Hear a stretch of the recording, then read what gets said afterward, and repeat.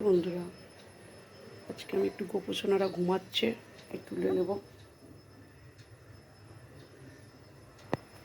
আমার গলাটা এখনও ঠিক হয়নি, 5-6 দিন হয়ে গেছে। কাজ একটা ছিল, বাড়িতে একটা কাজ ছিল, তো তারপর থেকে গলাটা কেমন ধরে আছে।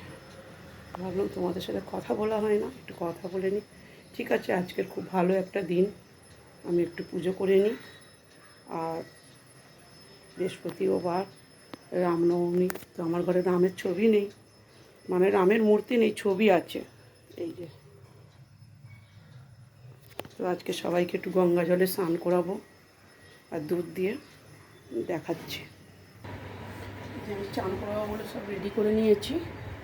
আর কালকে ফুলগুলো নিয়ে এসেছিলাম, একটু কেমন হয়ে গেছে। এই যে গোপুসোনাদেরকে বসিয়ে নিয়েছি। আর এটার মধ্যে গঙ্গা জল, মধু, এটা ঘি, এটা চন্দন, পঞ্চম করে একটু চান করিয়ে দেবো। ঠিক আছে। আচ্ছা, লাল চন্দন গোপুকে দেওয়া যায় কিনা তোমরা কমেন্টে বলবে। আমি দিই না, তাও জিজ্ঞেস করছি।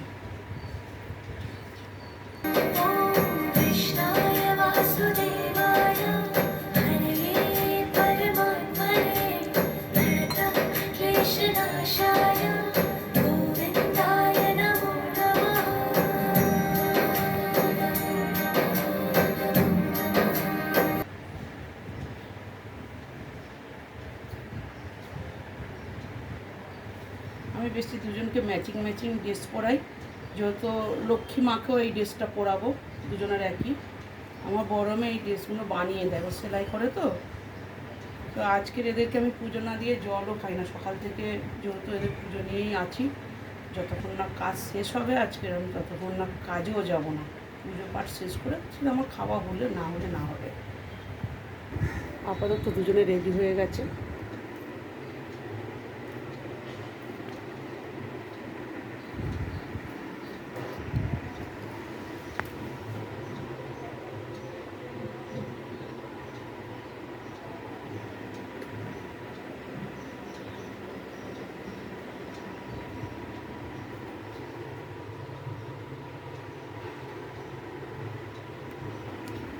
তো আপাতত রেডি হয়ে গেছে, আমি এবার ঘরটা বসিয়ে দিই, তারপর তোমাদের সাথে আমি কথা বলছি। কারণ টিভিতে গান চলছে, আমি সাউন্ডটা মুট করে দিয়েছি, যেহেতু আমি এবার লক্ষ্মীর পাঁচালি ছাড়াবো। কারণ পাঁচালি ছাড়া ঘর বসাই না আমি।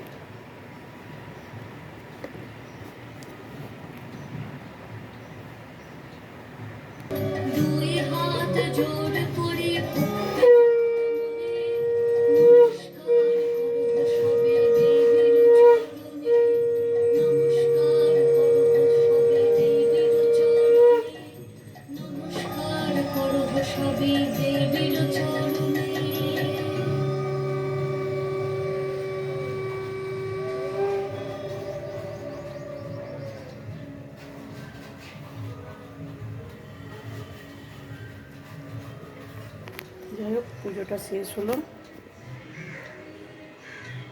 কটা বাজে?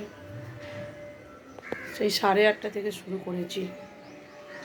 আর আমাদের নিচে কি সুন্দর পুজো হচ্ছে সাই বাবা, যেহেতু আজকে রামনবমী, জানি না দেখতে পাচ্ছ কি না, প্যান্ডেল করে ঘিরে দিয়েছে।